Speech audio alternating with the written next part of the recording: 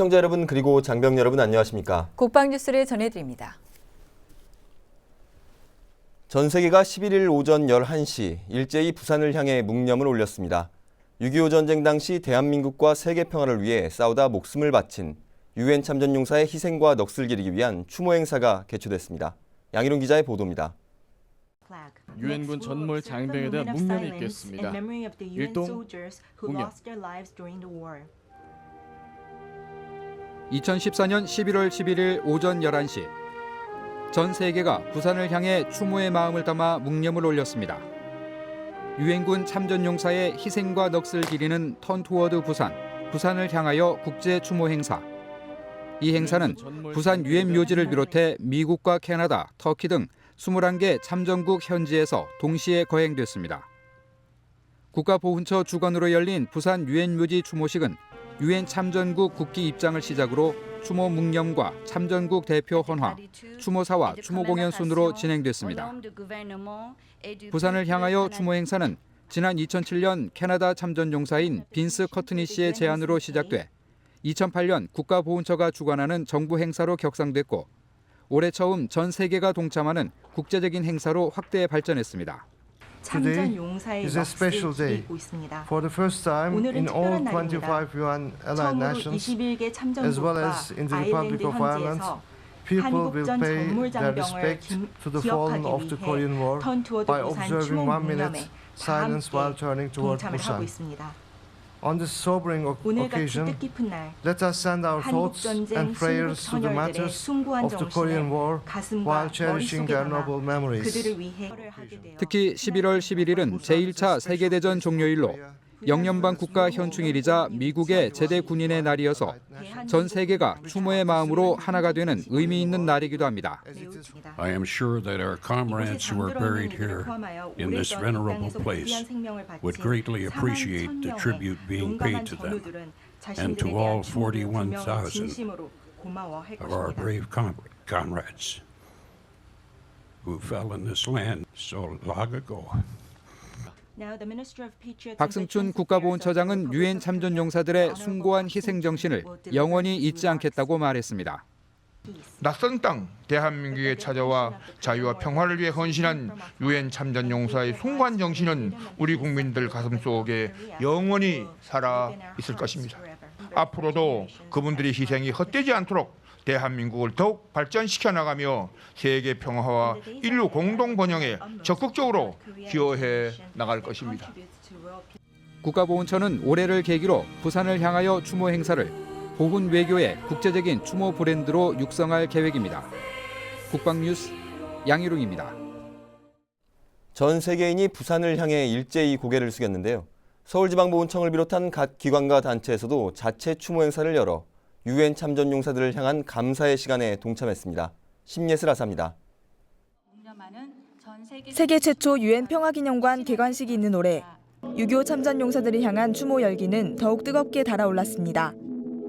서울지방보훈청장을 비롯한 각계 대표와 6.25 참전 유공자 그리고 우신초등학교 학생들은 전쟁 당시 이탈리아 의무부대의 주둔지였던 우신초등학교에 설치된 이탈리아 의무부대 6.25 전쟁 참전 기념비 앞에 모여 1분간 추모 묵념을 실시했습니다.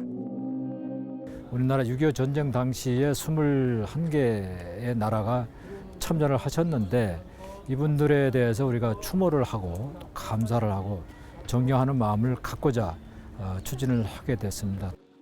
묵념 후에는 우신초등학교 이익재, 김진솔 학생이 6.25 참전용사의 숭고한 희생정신을 기리는 진심 어린 편지를 낭독했습니다.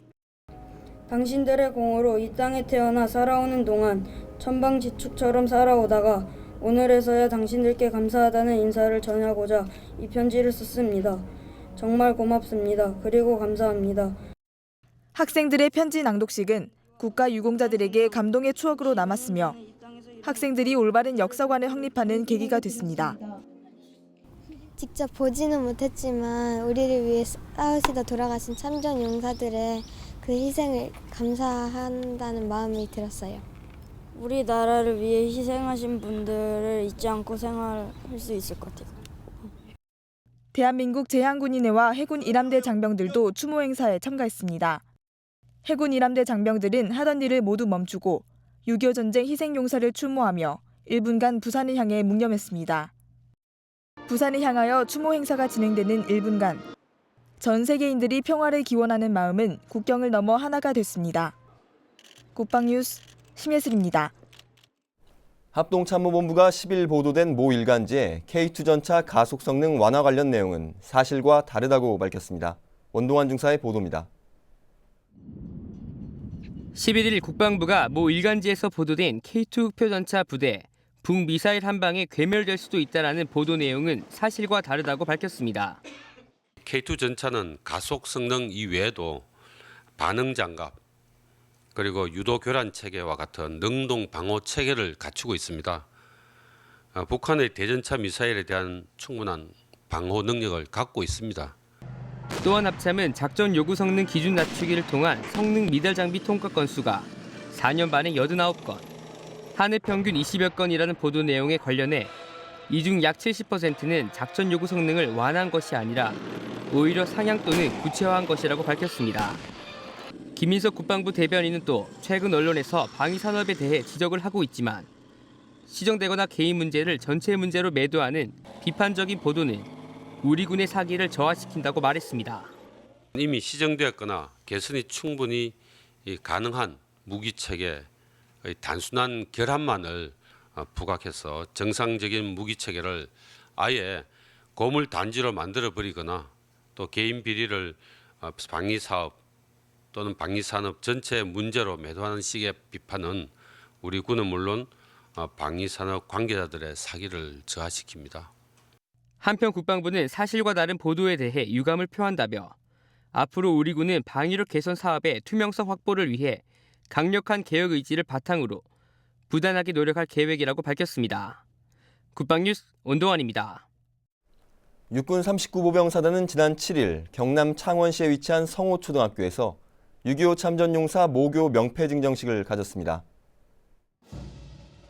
육군에서 추진하고 있는 6.25 참전용사 모교 명패 증정 행사의 일환으로 경남 지역에서는 두 번째로 열린 이번 행사에는 성호초등학교 출신 6.25 참전용사 4명과 재학생 등 300여 명이 참석했습니다. 6.25 전쟁에 참전한 성호초등학교 졸업생은 38회 졸업생 이병시공 등 모두 7개 기수 60명입니다. 특히 이날 행사에서는 37회 송민호옹 등 해군 참전용사 5명도 명패에 이름을 올려 의미를 더했습니다.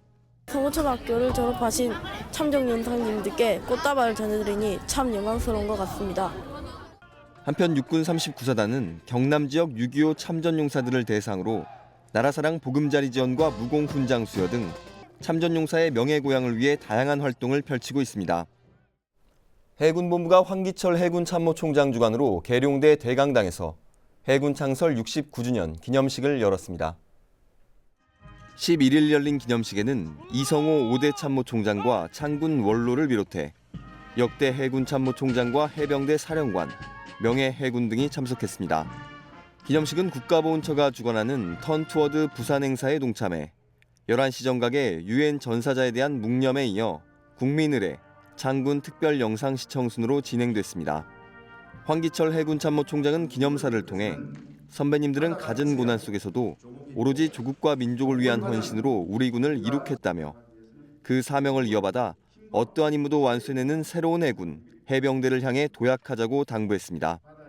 기념식에 이어 해군본부를 비롯한 해군 전 부대는 특별정신교육 등 다양한 행사를 열어 선배 전우들의 창군 정신을 본받고 해양수호의 결의도 다질 계획입니다. 한빛부대가 남수단 정부와 지역개발, 농업 관계자들을 초청해 우리나라의 방제시설과 농업시설을 견학했습니다. 한강의 기적을 이룬 우리나라의 선진화된 기술과 지식이 남수단 발전의 밑거름이 될 것으로 기대됩니다. 박예진 기자입니다. 길게 뻗어있는 한강이 한눈에 내려다 보이는 동작대교 남단에 위치한 한강 홍수 통제소. 이곳에 남수단의 건설부 장관과 보르시장 등 정부 관계자들이 방문했습니다. 이번 방한 연수는 내전으로 얼룩진 남수단이 선진화된 한국의 경제와 문화를 경험함으로써 남수단의 발전을 위해 한빛부대가 파병된 이후 최초로 시행됐습니다. 지난달 31일부터 실시된 방한 연수는 남수단 지역 개발뿐만 아니라 우리나라와 협력 관계를 유지하고 앞으로 우리 기업의 남수단 진출에도 긍정적인 영향을 미칠 것으로 기대하고 있습니다. 이번 방한 연수를 통해서 한국의 발전상을 많이 배우고 돌아가서는 남수단 재건지원단 한빛부대가 추진하고 있는 도로공사와 제방공사가 지속적으로 발전되고 추진되기를 기대합니다. 홍수와 갈수를 과학적으로 관리해 자연재해를 최소화시키고 있는 한강 홍수 통제소의 시스템은 방한 연수단에게 나일강 범람으로 남수단 침수 위기를 극복할 수 있는 기회가 됐습니다. This office is very important to us because we have the same similarities. We have a flat land, we have water to control, and I think we will learn a lot of lessons.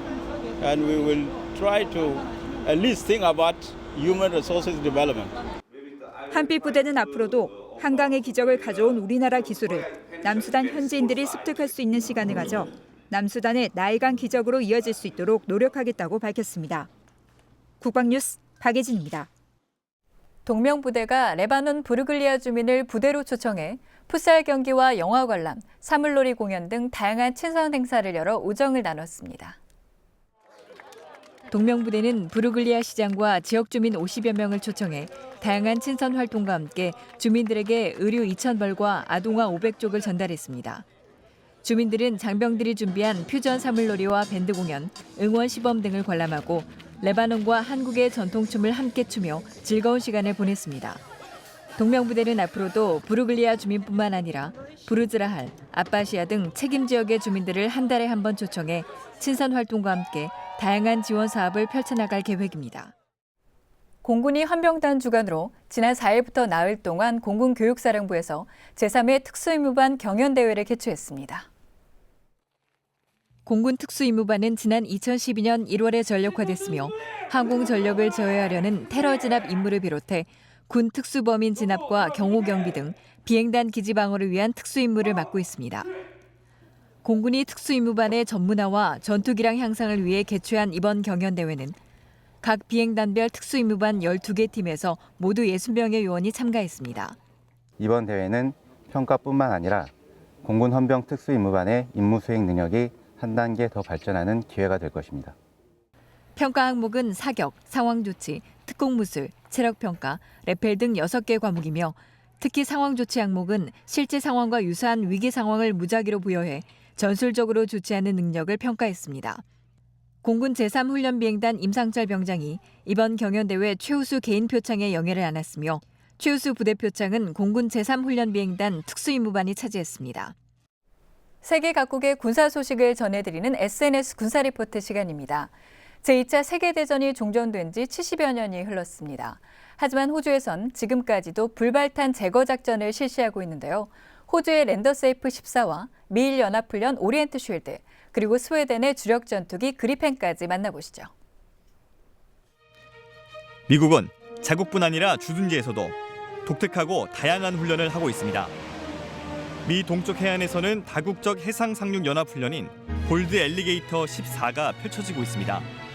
지난달 29일부터 실시된 이번 훈련에 미국을 포함해 독일, 영국, 캐나다, 스페인, 노르웨이 등 19개국에서 8,500여 명의 해병과 6,500여 명의 해군 장병들이 참여했고 17척의 전함과 2대의 잠수함이 참가했습니다.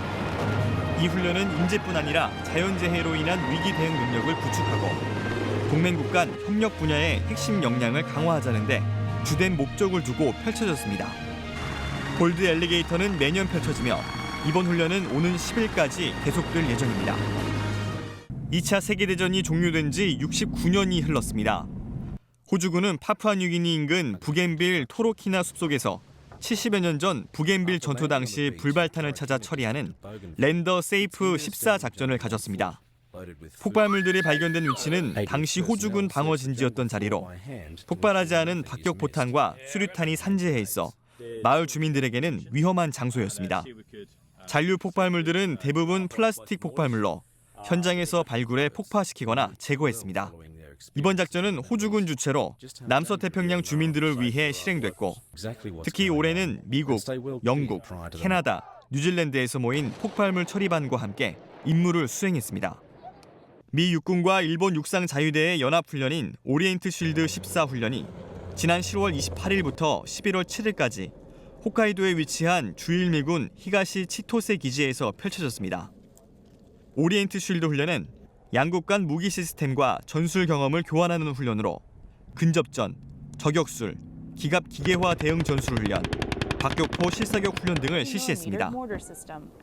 이번 대대급 훈련은 양국 관계를 강화하고 적의 가상 공격으로부터 일본을 방어하는 프로그램으로 구성됐습니다. 오리엔트 쉴드 훈련은 이번이 28번째이며 매년 가을 주일 미군과 일본 육상 자위대가 갖는 정기적인 훈련입니다. 이번 주 소개해드릴 무기는 스웨덴 공군 주력 전투기로 요격, 폭격, 정찰 임무 수행이 가능한 최초의 전투기 그리펜입니다. 그리펜 전투기는 포장된 도로라면 500m의 짧은 거리에서도 이착륙이 가능하며 5명의 인원으로 10분 안에 무기 장착과 연료 공급이 가능합니다. 또한 그리펜 전투기는 출격한 한 대만 레이더를 가동하고 나머지 전투기는 레이더를 끈 상태로 데이터 링크를 통해 전장 상황을 파악하는 네트워크 전술을 가능하게 한 최초의 전투기입니다.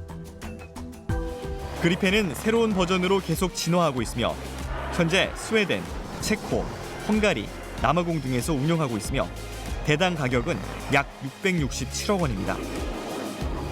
지금까지 SNS 세계 군사 리포트였습니다. 다음은 국방 게시판입니다. 정보사령부가 정보 전문 특기 장교를 선발합니다. 어학, 국제관계학, 북한학 전공자로서 해외교육 경험자도 포함이 됩니다. 여군을 포함한 13명의 대위를 선발하며 국방인사 정보체계를 통해 개별 지원하면 됩니다. 14일까지 접수하고 20일 면접을 거쳐 11월 말 최종 발표합니다. 선발 문의는 정보사령부 우처로 하시기 바랍니다. 육군 군사연구소가 6.25 전쟁사 교육 활성화를 위한 세미나를 개최합니다. 14일 오후 2시 30분부터 계룡 스파텔 무궁화홀에서 열리며 책자 1129일간의 전쟁 6.25의 연구 발간 결과와 야전 교육 방안, 부사관학과 교육 방안 등이 발표됩니다. 참가 신청은 유선 또는 이메일로 하시기 바랍니다.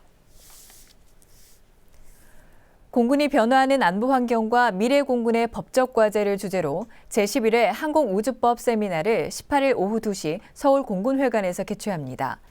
1부에서는 확장된 방공 식별구역의 안정적 운영을 위한 법적 과제를 비롯해 2부 현대전 양상 변화에 따른 공중작전의 국제법적 동향과 과제에 대해 발표합니다. 12일까지 공문 또는 인트라넷 메일로 신청하시기 바랍니다. 국방대학교가 2014년도 국방사업관리사 자격시험을 12월 13일 오전 9시 30분부터 국방대 직무교육원에서 실시합니다. 원서는 이달 26일까지 인트라넷 홈페이지나 인터넷 홈페이지에서 접수할 수 있습니다. 응시 자격과 관련 내용은 국방대 직무교육원으로 문의하시기 바랍니다. 앞서 턴투어드 부산 행사 소식 전해드렸는데요. 추모 묵념이 열린 11월 11일 오전 11시는 100년 전 제1차 세계대전이 종전된 시점입니다. 그런데 우리 젊은이들 사이에선 이날이 과자를 주고받는 날로 더 알려져 있는데요. 앞으로 많은 사람들이 이번 행사의 의미를 알고 세계 평화를 위해 목숨 바친 용사들을 추모하는 국제적인 행사로 성장하길 기대해 봅니다. 국방뉴스를 마칩니다. 시청해주신 여러분 고맙습니다.